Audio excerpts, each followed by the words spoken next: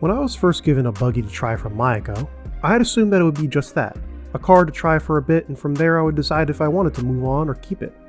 Seeing as I'm still making Mayako videos, and you can probably discern which direction I decided to go. The car you're seeing on screen right now no longer belongs to Mayako. It's mine. I bought it. And in this video I'm going to explain why and why I plan on sticking around. Before we begin, I'd like to thank this channel's sponsors A-Main Hobbies, Cow RC, RC Trophy Chasers, and Peach State Hobbies. Anything you guys purchase using the links and the codes in the description below will directly support me as well. With that out of the way, let us begin. Before I go over some things, let's go over a sortish recap. When you buy a Mayako kit, be it a Nitro or e-buggy kit from either A-Main Hobbies or the Mayako website itself, you're given access to a few things. For one, you're given access to the Discord server. It's a common misconception that you need a subscription to access the Discord server or even access the car itself. This simply isn't the case. Anybody who has a car has access to the Discord server. You also get access to the Mayako wiki, the mymayako.com webpage, and what's called an interactive setup sheet that allows you to see what does what on your car and how to tune for your specific needs. It's also important to note that the MyMayako webpage will also give you what is essentially a working range for the car in different temperatures and scenarios.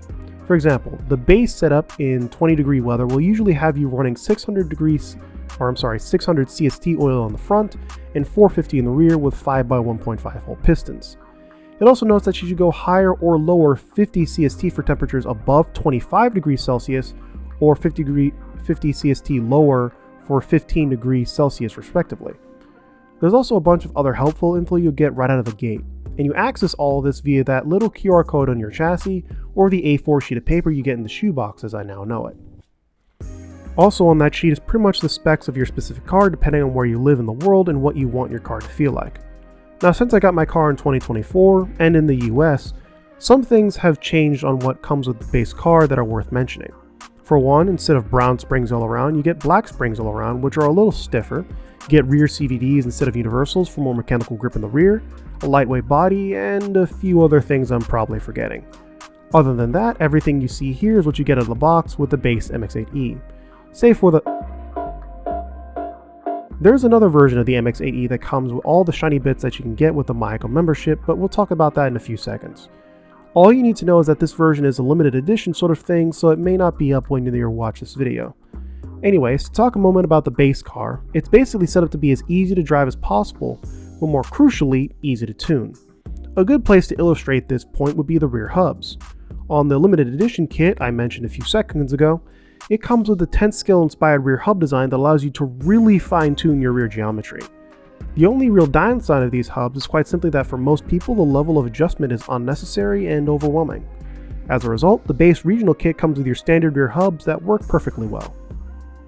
Moving on to the membership program for a moment, as of the recording of this video I'm not a full member. There are two main types of benefits that you get when you become a member in the first place. Practical benefits like cheaper parts and kits, access to prototype parts and entire prototype kits when they're revealed, and of course the harder to quantify benefits like access to members only meetings, access to insider information when it comes to the Mayako brand as a whole, and a larger say in where the brand itself will go. As of me writing the script of the video, I'm not fully part of the Mayako program, but I will be joining soon, as I need to get some stuff together. I also applied to the youth mentorship program as a mentor as I'm about to age out of the youth part of the program in March. Whether or not I'm accepted, we'll have to see how that goes. With all that laid out, the Mayako membership really isn't for everyone. It's for people who want to be a lot more involved in the development of the process of the cars, the development of the brand, and for those who just plan on sticking with Mayako for a long period of time. If you're the kind of person who jumps around a lot in terms of brands, likes to show up at the track and drive their buggies and trucks without taking it too seriously, or perhaps you don't really care about the inner workings of RC or RCA as a brand, the Mayako membership isn't for you. It's not trying to be for you. If you do take racing a bit more seriously, at least from a personal perspective, and you want more connection between others who share that same drive to improve, grabbing a Mayako is a good place to start in my opinion, and getting the membership is an even better one. But what about the Discord server? To those of you who still somehow don't know what Discord is, allow me to explain. Discord is a faux social media site that operates like old forums do. Think of each server as a forum to a specific subject. This subject can range from anything like specific games and game companies like New Blood, or in this case, specific RC companies and cars. There's no algorithm or feeds to worry about, just people and users. There are currently 3 different RC companies that have Discord servers specific to them: S-Works, Agama, and of course Mayako. In order to join the Mayako Discord server, you need to scan the QR code on your chassis or in the A4 sheet of paper you get in your shoebox. This is different compared to the Agama and S-Works servers, as they are fully public. Whether or not you consider this a good or a bad thing is up to you. It's just something to mention. Anyway, the Discord server, like I said before, is basically a more active forum where you can ask questions and learn everything there is to know about the MX8 platform. The big thing that this Discord server brings to the table is a sense of community that you won't get from places like Facebook. The reason I say this is because Facebook is pretty toxic for the most part, mostly due to algorithms designed to get you to hate comment on different posts. Discord doesn't have this, which is why I say that companies that aren't using Discord as a social media extension, or even alternative like Mayako, are really missing out. Moving on to the car itself, or at the very least the MX-8 e-buggy, out of all the e-buggies I've owned, personally, being the Associated B4, the Kyosho MP10E TKI2, the Agama N1E, and the HP E819 World RS, this is probably my favorite. After taking the body off, what we see is your standard 8th scale buggy layout with many people have seen before, battery on one side and the electronics on the other. You're able to run both regular 4S stick batteries like this, even though you're running foam under it is preferred to help alleviate shock from landings and to keep it secure. You can also run 4S shorty batteries that will give the car a little bit of a higher center of gravity, but a more centralized weight bias, allowing the car to rotate a slight bit better, sacrificing stability. The upper chassis braces are in the HB style, and the car on first glance can appear to be very close to the design of the HB E819 or World Edition. However, the driving characteristics of the MX-8E are very different compared to the HB or really any other C-Hub car on the market right now for a few reasons. For one, its basic geometry is much more well sorted than other cars I've driven, only rivaled by the Kyosho cars I used to drive. It's very hard to make the car drive poorly even with the most dramatic setup change, roll center change, or link change with the base link rear hubs.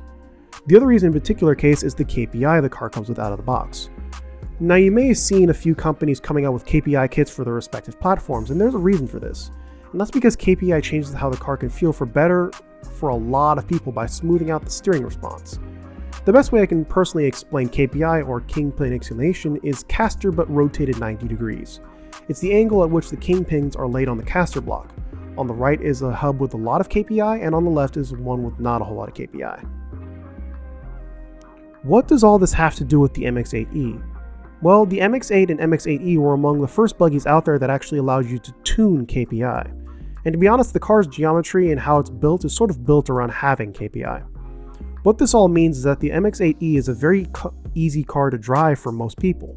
Almost too easy. The MX-8 out of the box is not exactly a car that likes to rotate on a dime. The rear end has so much overall grip and somehow has a decent amount of initial grip as well. This creates a car that loves high speed corners where you can carry a lot of corner speed and reward you for good line work. However, if you're the kind of driver that has a very point and shoot style of driving, especially if you're coming over from cars that have little to no KPI, like the Tekno EB48 2.2, then running the MX-8E can feel very frustrating as you wait for the car to rotate around a 180-degree corner. There are ways to alleviate this lack of rotation that I have employed without sacrificing the smooth steering feel of the KPI. Up until now though, I've been focusing on how the car comes out of the box for most people. This is the thing with the MX-8 platform though, it's a very versatile one that can change and suit many different needs. You can change the KPI to what you'd see on most other buggies in modern market, and it will behave similarly to those buggies as well. You can also run upper arms instead of links for a stiffer feel both in the front and rear, but to be honest, not many people run that configuration on American style tracks. Most here run upper links. This leads me to one of the downsides I've personally experienced with my own MX-8E. One of the modifications you can run on the MX-8E that I can talk about is a solid servo saver mount, as most servos these days can stand up to the abuse. This solid servo saver went out on me unfortunately, so I had to get a new one. Another thing I managed to break is the front link after nosediving incorrectly off a jump into a pipe, and I have managed to crack and break a rear carbon shock tower. Another downside of the MX-8E that suffers that I'll never let Mayako or X-Ray live down is the lack of a receiver box. I said this before in the last video and I did about the MX-8E, so I'll summarize it here. Receivers are the most fragile part of your car to both elements and shock from landings. Having a receiver box alleviates both of these things, and the MX-8E does not come with one from the factory.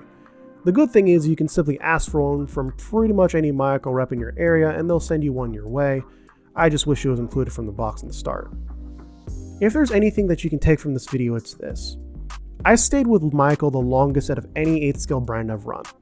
When I was given the car and invited to the Mayako experience, as it were, I freely brought the car from them so I could own it for myself. And when it comes to my own personal experience with Mayako as a whole, it's been positive enough to warrant my application to the youth/mentoring program. I enjoy the Mayako experience. And if you're willing to learn and try new things, you will too. That's all for now. If you enjoyed this video, be sure to hit the like button and subscribe to the channel if you haven't already. Also, if you'd like to support me another way, you can subscribe to my Patreon or become a channel member. Speaking of which, I'd like to thank my active patrons and channel members: Michael Williams, RC World Discord server, Dave Armstrong, Rob Bedingfield, Caden Merks, Ian Petrie, Buddy Howell, Jeffrey Kunz, James D. Anderson, Shane T. Ruth, Gable Barber, Maxim RC Hobbies, Dakota Burnett, Jeffrey Kunz again, RC Trophy Chasers, Ralesk87, Claymore RC, Brian G., and especially Morrison Watt. Thanks for watching, and I'll see you next time.